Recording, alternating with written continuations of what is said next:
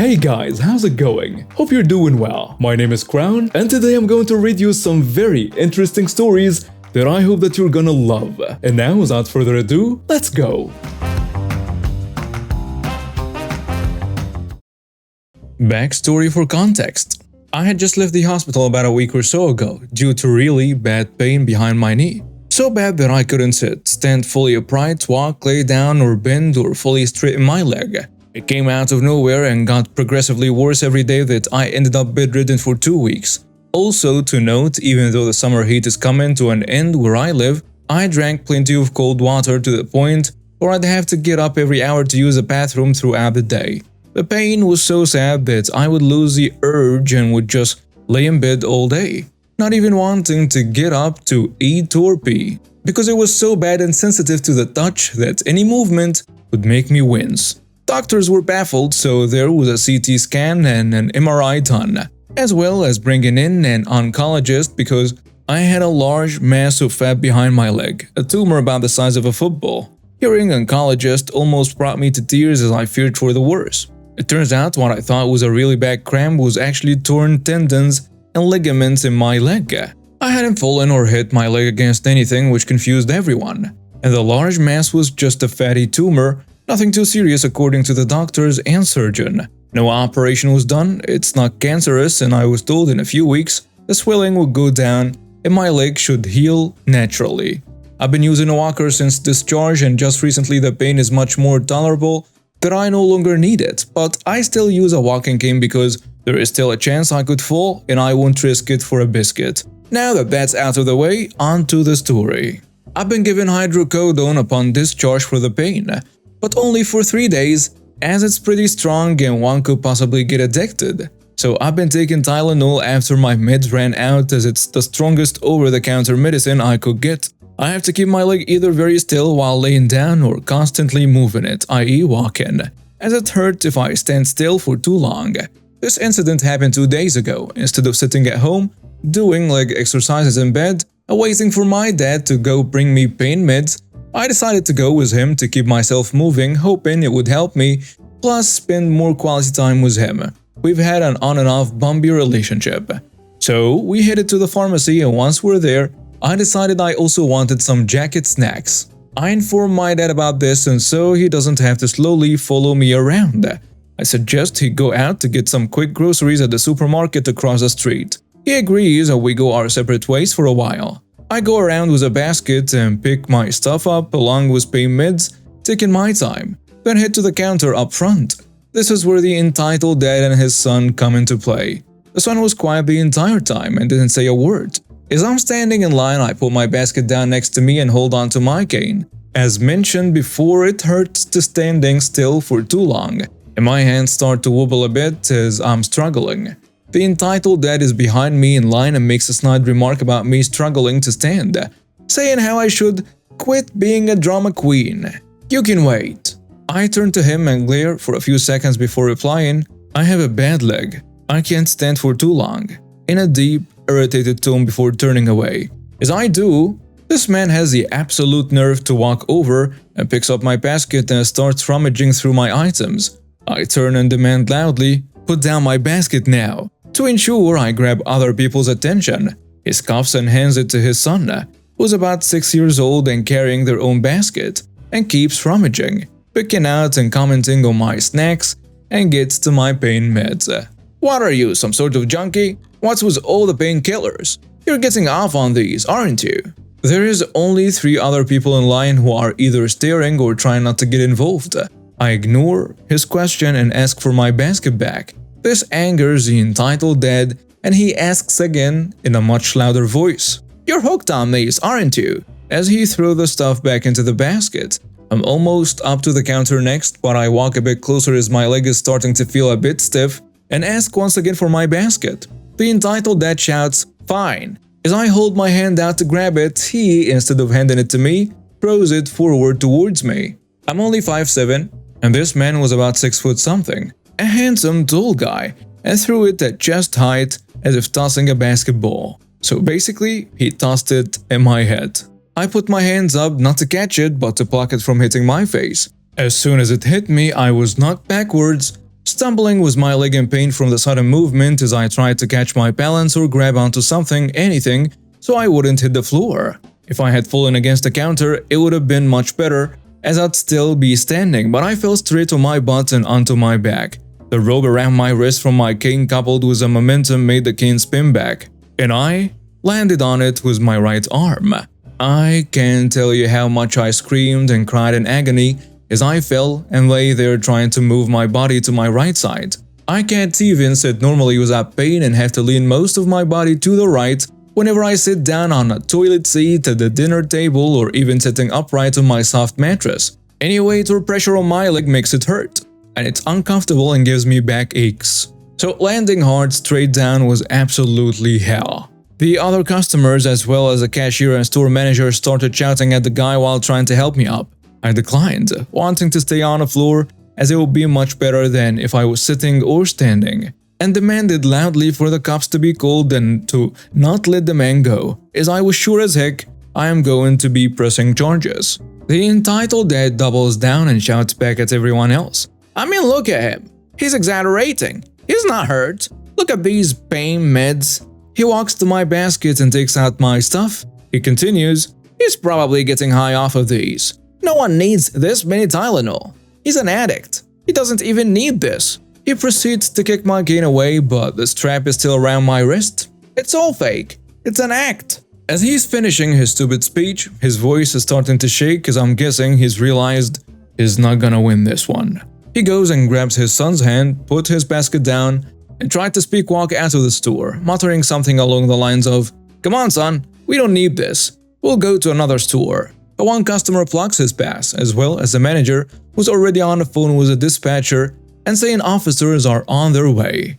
Upon hearing this, the entitled dad bolts, dragging his kid along and shoves the customer plucking his pass into the metal detector near the entrance. The entitled dad stumbles as a woman with her child in a stroller starts to walk in.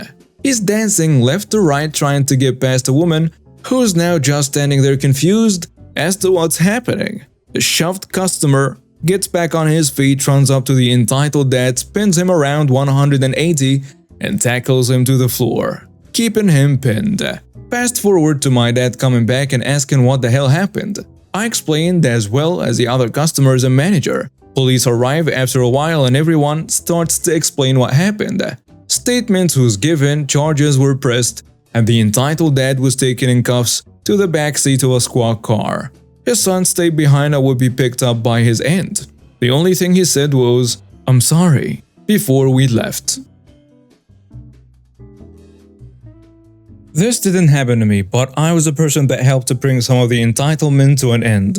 A little bit of backstory. My friend lives with her in-laws. Amy, not her real name, moved from her cute little condo with her husband and two girls into a much larger house with her in-laws. This was due to the father-in-law being diagnosed with Parkinson's and the mother-in-law feeling that she couldn't deal with this on her own. At first, Amy was just supposed to be there as backup when needed, but it quickly moved to her being a built-in maid, nurse, and a taxi driver. Both in-laws were retired, so no jobs were being covered, and Amy was, at the time, a stay-at-home mom. When this big new house was built, the in-laws paid the down payment. It was a substantial amount so that the mortgage payments would be low. Due to Amy and her husband having their own condo, they did not qualify to be put on a title to the house. The house was listed under the in-laws' name, but they only wanted to pay rent to Amy and her husband. So Amy and Matt paid all the mortgage payments while the in-laws only paid $400 total a month. This was to cover room and board as well as any and all food and utilities. This put a strain on Amy and Matt, but they did the best they could. Each tax season, the father-in-law would get the mortgage paperwork showing the amount paid each year. He advised his son that since his name was on a mortgage, that he would be taking the tax credit. As the father-in-law had been an accountant, the son believed his father was doing what was right and never said anything about it. One day this came up in a conversation that I had with Amy. I tell her that I don't think it works that way with the IRS, and she says that she didn't think it did either, but there wasn't anything she could do about it because she didn't want to cause any more fraction with her in-laws. So I go home and make a call to our local IRS office. 30 minutes on hold later, and the following conversation takes place. I have a question about mortgage payments and taking credit on tax paperwork. Sure, how can I help you? The agent asks me. If my name is on a house title and mortgage but I don't pay the mortgage payment each month, can I take the tax credit on my yearly taxes? Who is making the payments? Are you renting out the house and then sending that payment to the mortgage company? I have a family member who is living in the house with me, and they are paying the mortgage to the lender directly. I pay them rent each month, but do not send any money to the lender directly. My name is on a mortgage and title due to my better credit.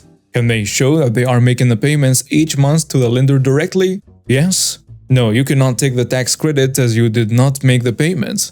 If I know someone who's doing this, how do I advise the IRS of this? One moment, please. I was on hold again for about 20 minutes when the following happens. How can I help you? The supervisor continues a call and asks me.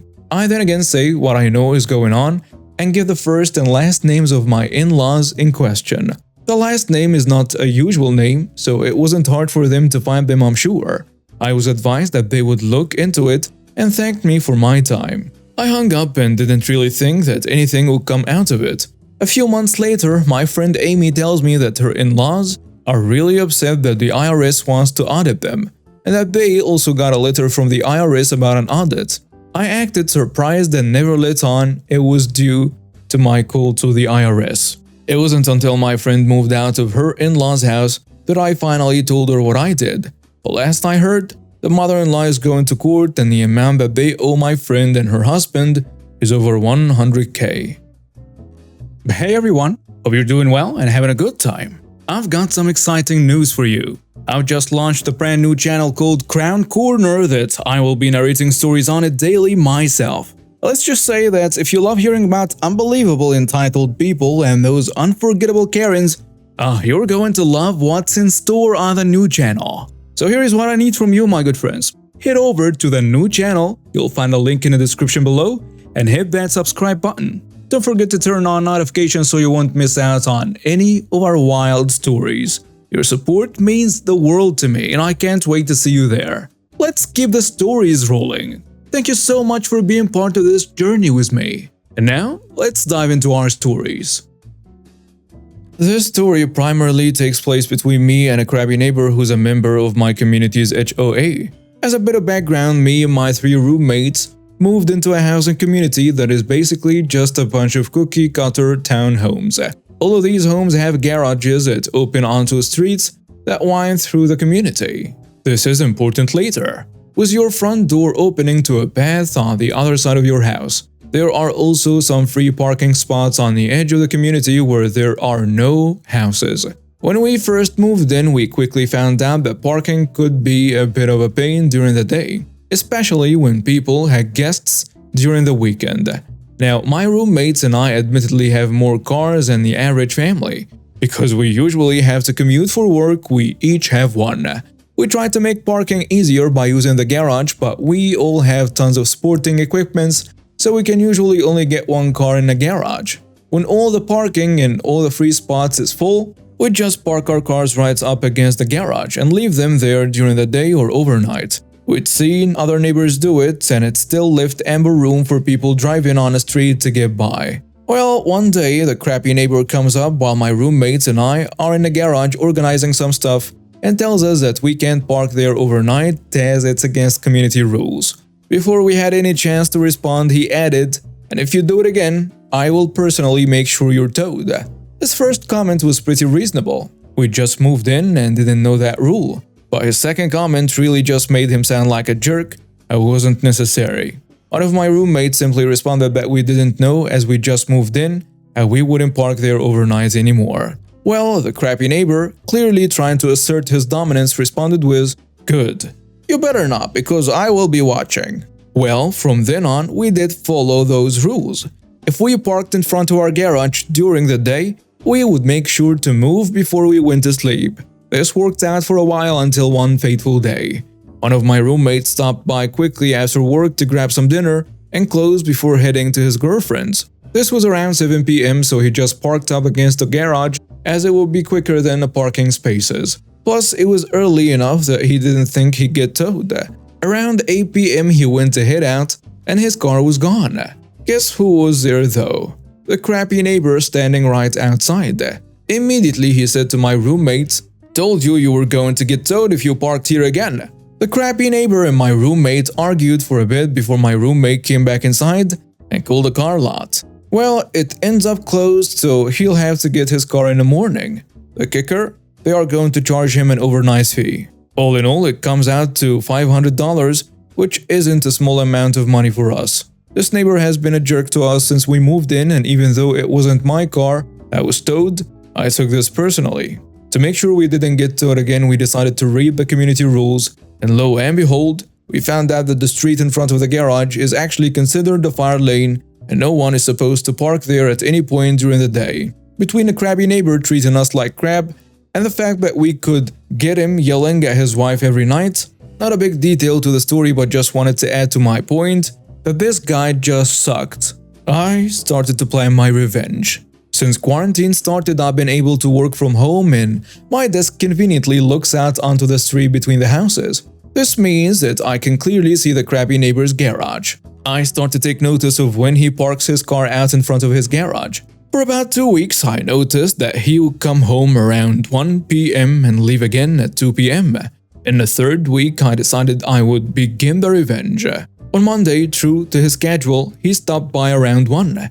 After about 10 minutes, I gave the tow company a call and said that he was parked in the fire lane and if they could come and remove his car. 20 minutes later, a tow truck rolled up, hooked his car up and towed it off. About 15 minutes later, the crabby neighbor came out and I could hear him start to yell back into his house, presumably at his wife. He then left and didn't come back until later that evening after he got in his car. Now, it was funny to do this and I made sure to send snaps to my roommate with a work from home, but I wasn't done yet.